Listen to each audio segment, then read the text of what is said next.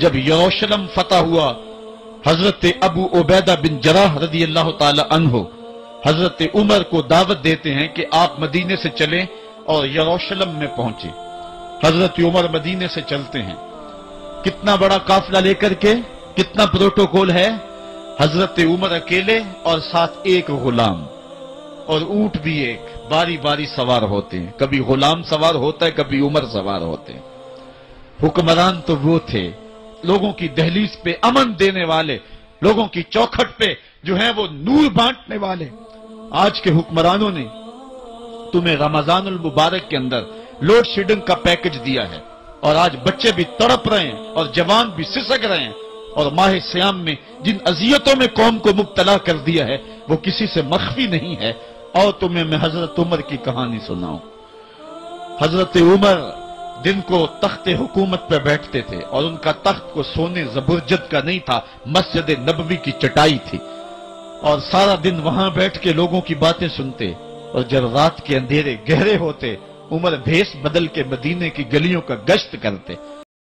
اگر دجلہ کے کنارے ایک بکری کا بچہ بھی پیاسا مر گیا، اس کا حساب بھی عمر سے لیا جائے گا۔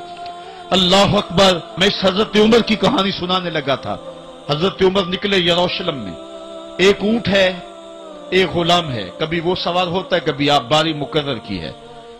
جب قریب پہنچے یروشلم کے تو عمر کی باری نکیل پکڑنے کی اور غلام کی باری اوپر سوار ہونے کی آ گئی۔ غلام نے کہا آقا میں مرضی سے اپنی باری چھوڑتا ہوں، آپ آ جائیں، دشمنوں کے مفتوحہ علاقے میں آ رہے ہیں، تازہ تازہ علاقہ فتح ہوا ہے، اسلام کی شان و شوکت ظاہر ہو۔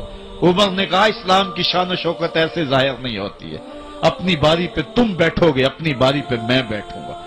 لوگ منتظر کھڑے ہیں، دور سے جب دیکھا کہا اس کی ہیبت سے کانپتے تھے ہم، یہ تو کوئی حبشی لگتا ہے، رنگ کالا ہے، ہونٹ موٹے ہیں، اس سے تو زیادہ حسین اس کا غلام ہے جو آگے آگے چل رہا ہے۔ حضرت ابو عبیدہ نے کہا دھوکہ کھا رہے ہو، ہمارا آقا وہ نہیں ہے جو اونٹنی کے اوپر سوار ہے، ہمارا آقا وہ ہے جو لگام تھامے آگے آگے چل رہا ہے۔ حضرت عمر رضی اللہ تعالیٰ عنہ کو آگے بڑھ کے جابیہ کے مقام پہ حضرت ابو عبیدہ بن جراح نے استقبال کیا، تو حضرت عمر آگے بڑھے اور انہوں نے آگے بڑھ کر کے حضرت ابو عبیدہ کے دونوں کندھوں پہ ہاتھ رکھا، اور سنو حضرت عمر نے کیا کہا لا الہ الا اللہ انا کنا اذل قوم فاعزنا اللہ بالاسلام۔